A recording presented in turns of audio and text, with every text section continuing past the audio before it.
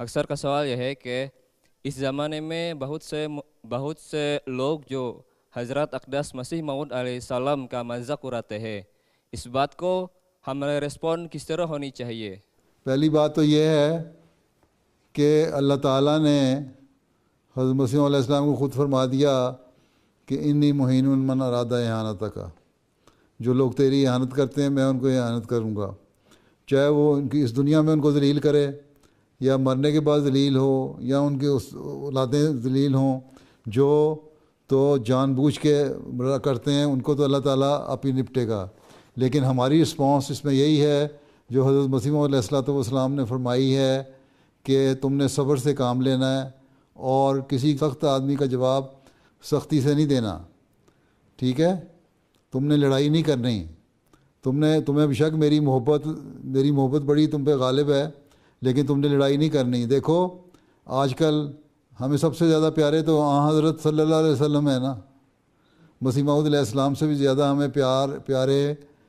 حضرت محمد رسول اللہ صلی اللہ علیہ وسلم ہے۔ اور آج کل دیکھو فرانس میں اور بعض یورپین ملکوں میں ان کے خاکے بنا کے مذاق اڑایا جاتا ہے۔ اس پہ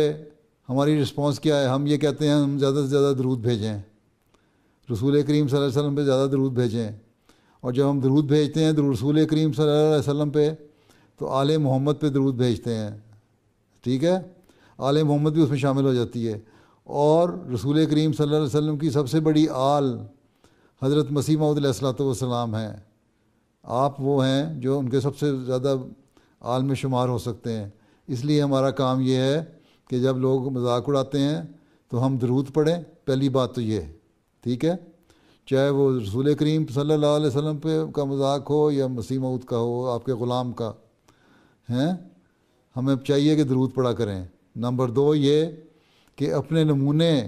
ایسے بنائیں کہ مذاق اڑانے والے خود بخود خاموش ہو جائیں، وہ دیکھیں کہ ہم مذاق اڑاتے ہیں لیکن یہ لوگ تو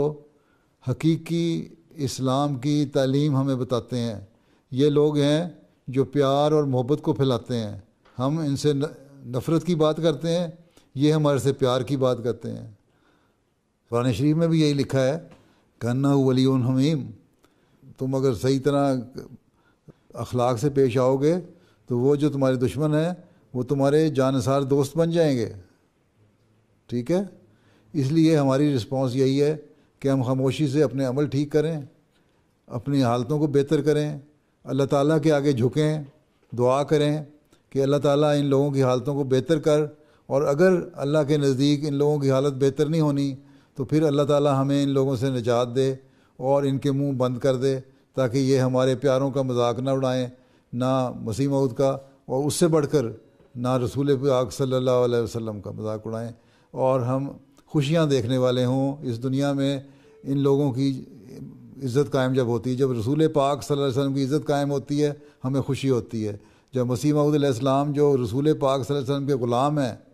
ان کی عزت قائم ہوتی ہے ہمیں خوشی ہوتی ہے۔ تو ہمیں دعا کرنی چاہیے کہ ہم ان لوگوں کی عزت کو قائم ہوتا دیکھیں تاکہ ہمیں خوشی پہنچے۔ اللہ سے مانگنا ہے، ہم نے خود نہ ڈنڈا پکڑنا ہے، نہ رائفل پکڑنی ہے، نہ توپ پکڑنی ہے، نہ چھرا پکڑنا ہے، کچھ نہیں کرنا۔ ہم نے اللہ کے آگے جھکنا ہے، اپنی حالتوں کو بہتر کرنا ہے اور درود شریف زیادہ سے زیادہ پڑھنا ہے، ٹھیک۔